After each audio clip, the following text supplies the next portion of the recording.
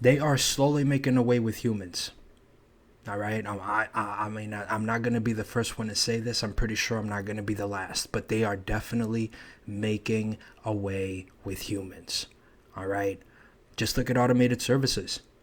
You have programs that are designed to literally greet you when you make a phone call, whether you're paying a light bill or whether you're just inquiring about information. You're already greeted with an automated service. To the grocery stores, self-checkouts. It's a rarity to even run into a cashier these days at a grocery store. It's a thing of the past. None of the things that I'm telling you are new either. This is not anything that's surprising.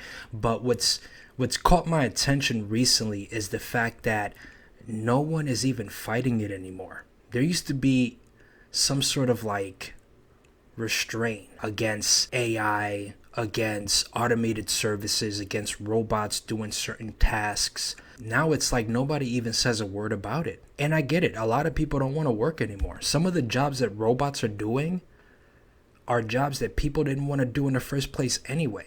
So I get it. But, I mean, come on. People are just giving up. And the deeper into the woods we're going to go. Self-driving cars is a thing. Self-driving cars is a thing. The other day, I'm on 95. I'm just cruising down I-95, heading home. It's a peaceful ride. I look over and there's a Tesla rolling up on the left side of me. Just driving, right? I look over and there's a guy asleep at the wheel. You know how I know he's dead asleep? His eyes were swollen the hell up. That's how you know when a person is dead asleep, because their eyes are just fully swollen up. That's how bad, that's how dead asleep. I bet you that man has been asleep since the moment he got in the car. He was probably asleep. He probably got up half asleep, jumped into the car, all right, locked in wherever the hell he was going, and then he went right back to sleep in the car. It's crazy. It's insane that we're living in a time now where you don't even have to be conscious anymore to be on the road. You can literally go to bed while you're driving on your way to your destination. And the deeper into the woods we're going to go. They have self-serve bars, all right? You just walk up to them, you dial in whatever it is you want to drink, and it makes it for you. That's not even the worst part for me, though. The worst part for me is that when you go to check out, it gives you the option to tip.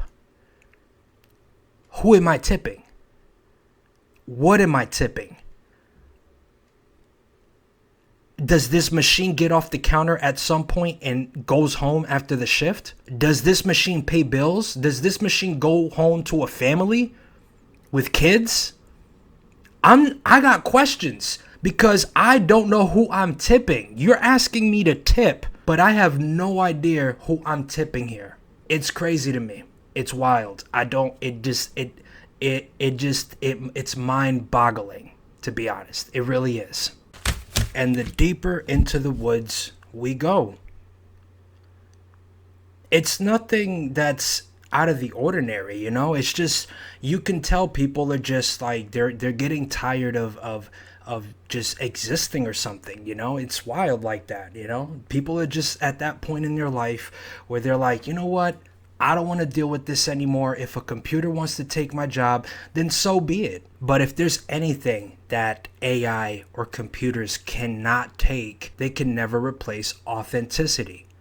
Creativeness is something that is authentic and it is subjective to each person, right? It's very difficult to do that.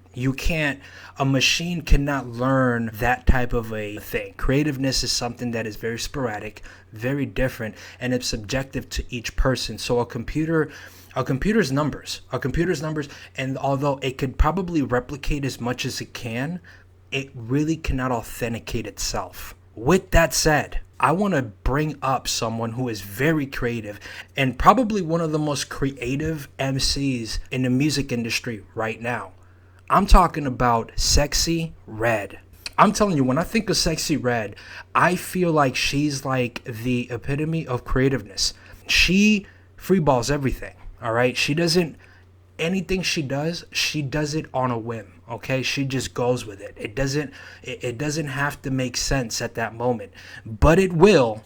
It will definitely make sense at some point or another. You just have to kind of let things play out as they may. With that said, she actually launched a brand recently, a cosmetic brand. And let me tell you, it is genius. She's already dropped the first line of lip gloss.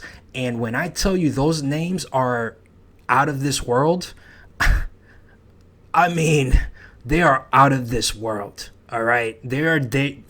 I don't think anybody else would be able to even duplicate these things. All right. For many reasons, but for more so just because can't nobody do it the way Sexyy Red is doing it. All right. I'm going to read off some of these names. All right. Because these names are just, I mean, you have to hear them for yourself. Here are the names. You got Coochie Juice, Booty Hole Brown. We have Nut, Pussy Hole Pink, Yellow Discharge. You know, I don't even know how to feel about that one. Yellow Discharge. I mean, pink pussy, okay, whatever. Yellow Discharge, I don't know. Can you imagine somebody just like, hey, do you guys sell Sexyy Red's new lip gloss line? And then the person's like, yeah, what are you looking for? Oh, I don't know. Can I get the Yellow Discharge? It might be a hard sell. What do you guys think? Gonorrhea, Blue Balls. Now, Blue Balls to me seems very modest. It seems like, you know, it's something that can be used in different ways. It's an ambiguous word. You know, Blue Balls can be used in many different terms, right? So Blue Balls is probably the most modest one out of the entire line. And Sex on My Period. Wow. It's amazing. It's genius, because think about it. Who is not going to want to buy their significant other Sex on My Period? You know what I'm saying? Or gonorrhea, you know? And if they really love you, they're going to buy you Yellow Discharge. I mean, they have to really love you to do that, though, you know? They have to really love you. I wonder who helped her come up with these names. Or did she just say, you know what? I'm just going to use all of my song titles from that last album.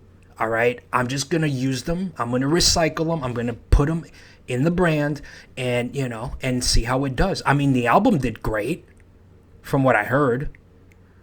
Why not reuse the names and put them out on a lip gloss line? I mean, think about it. It's genius. Let me tell you something. No one else can blame anyone for this. No one. All right. So people can't really be and then there's so much backlash about it. People are complaining about Sexyy Red doing this. You know, what is she thinking? Is she out of her mind? But the problem is, you guys did it. Everyone is responsible. We all have blood in our hands because we did it. We gave her the opportunity to do these things. And so now we're actually seeing the product unfold in front of us. All right. This is what you get when you give a bitter young baby mother money, alcohol, and drugs, and you stick her up on a stage and you tell her to talk about it. This is what you get. You can't blame her. She's only doing what she knows how to do best. Someone's going to buy it. Someone's going to buy it. I can't wait to hear a review, though. I swear I cannot wait to be scrolling through the Instagram and then, hey, my name is so-and-so, and we're going to try Sexyy Red's new Yellow Discharge. Great. Fantastic. Sign me up. I want 7 of those. Let me get 7. All right? I just want to have one for each and every one of my family members. I'm going to give my mother one. I'm going to get my mother the Yellow Discharge, and then I'm going to give my sister gonorrhea. Sounds like a Sweet Home Alabama episode or some shit. Amazing. But, like I said, deeper into the woods we go. It seems like the moral of the story today is, you know, we got to stop trying to just like let people just do what they want. You know, we're getting way ahead of ourselves and it's not looking good, people. It's not looking good. We're allowing so much to happen these days from, you know, automated services to self-checkouts to Sexyy Red's new line. I mean, we're allowing it. We're allowing it because no one is saying anything. So if anyone learns anything from this episode, if you see someone doing something stupid, say something. Point it out. Humble them. It's okay. Not a bad thing. But anyways, guys, if you guys want to check out my content, I am on Instagram at Poetic Street Visual. If you want to see some of the clips from my last episode, I have a page for that. It is Social Intervention Pod. You can go ahead and follow that so you can stay up to date with everything that's going on. Thank you for watching Social Intervention, and I'll see you next time.